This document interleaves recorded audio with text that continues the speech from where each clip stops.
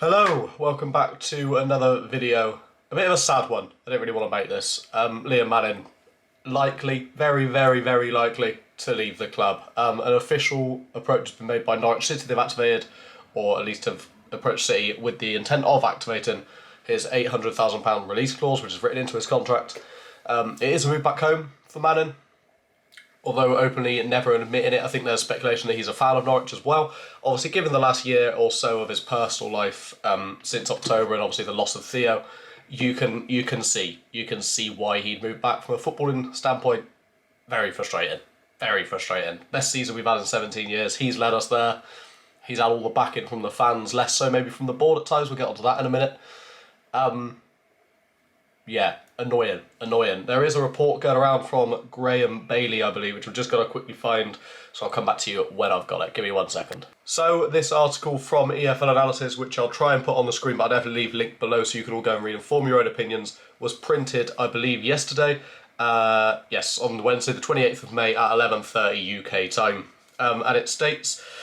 on Monday, we revealed Manning was ready to accept Norwich's approach and make the move back to Norfolk to be closer to his family. That part, entirely understandable. I think every reasonable City fan would get that move, given the last year he's had, which I've already touched on, of course.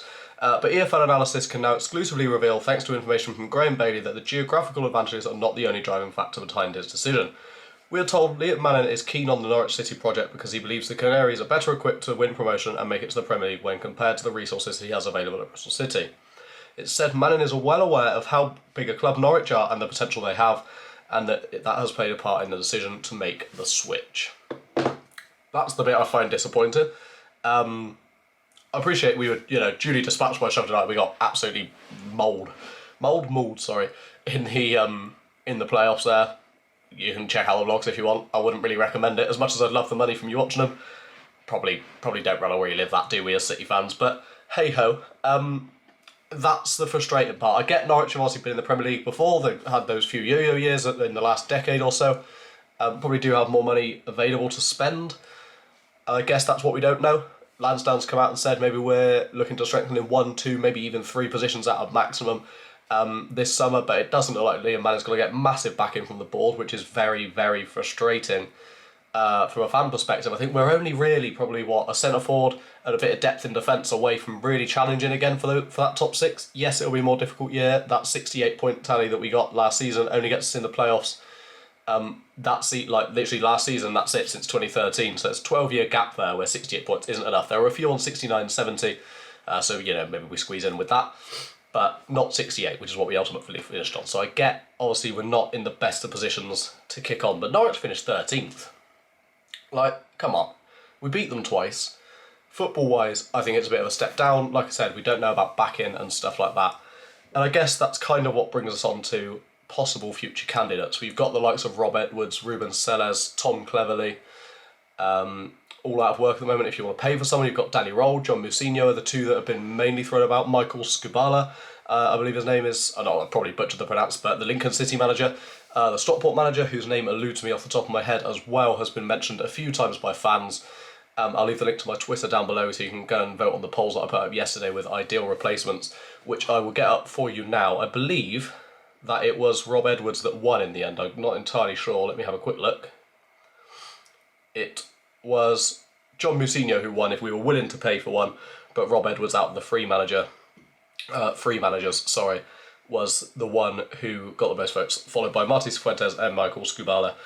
Ruben Selles and Steve Cooper, who was obviously also out of work, having led Nottingham Forest to the Premier League, 3 years ago now, and then being sacked earlier on in the season, I believe it was at the start of this season, or was it the end of last season, I can't quite remember, by Forest after a pretty poor year or so since they've been back in the Premier League. He kept them up, but then he couldn't really push them on, and obviously now, under Nuno Espirito Santo, they are flying. Yeah, 953 votes on this poll. John Mousinho receiving 41%, Edwards with 36%, Cifuentes with 16%, and then Skubala with 7%. And then 223 votes on the other poll. Annoyingly, Twitter only lets you put 4 people on one poll. Please fix that, Elon. I needed 6. Ruben Selles got 49%, and Steve Cooper got 51% of a 223 vote poll. So very tightly split between them. If it was me, if we're looking at free managers, I'd go Selles, then Edwards. as my top two, probably. I think Steve Cooper's probably a bit of a stretch to chuck him in there because there were a few fans that said they wanted him, which is, understandable given his pedigree. If we're going to pay for one, for me it has to be John Mousinho. Marty Cifuentes would be decent, but I don't think he quite has that same sort of oomph about him as Mousinho. We were clearly looking at releasing him from his contract when we brought Manning in. Apparently he got down to that final 2 or 3 alongside Liam when we released him from his Oxford contract. I think they were the top 2 in League One at the time, or definitely 2 of the top 3. When we did go and get Manning after, obviously, the departure of Nigel Pearson. But for now, that's all there really is to say. We have also been linked with a American defender from Montreal, I believe. He's American. I know the team play in Canada, don't worry. But yeah, MLS side, something Campbell. I can't quite remember his first name off the top of my head, so sorry about that. But I think those rumours have since been squashed, which I don't know anything about the bloke. A defender is definitely needed, though. There will be a video coming out soon detailing ideal transfers, but I kind of want to wait for the manager stuff to blow over first, so I can do a video on whoever we appoint, and then go into transfers and who they might want to sign, who might suit systems and things like that. But the reason I think Rob Edwards is the man is one very simple reason. When he went to Luton and took them to the Premier League, he took over from Nathan Jones. I appreciate Nathan Jones already kind of had them flying at one point, but he didn't go in and change the system too much. He went in, did a job, obviously got them promoted, utilised the best players for the system, utilised the best system for the players, rather than using his own, like, I want to use this system, I'm going to assign the players to do so. Bring him in, because this group of players, if you can keep Jason Knight in there especially, I think can do really, really well next season. Let me know all your thoughts down in the comments below. Thank you very much for watching. It's been a bit of a quick one, a bit of a newsy roundup sort of thing. I don't typically do these sort of talky videos for like 6-7 minutes to the camera, so let me know what you thought. Let me know in the comments who you think will be the manager come, well, probably the end of the week, to be fair. Or, well, whether or not Manning will be the manager come the end of the week. God knows how long it's going to take to appoint his successor. It took quite a while when we went from Holden to Pearson, of course. It didn't take quite as long when we went from Pearson to Manning. It took a fair while between Johnson and Holden. So we'll wait and see. But yeah, like I said, thank you very much for watching.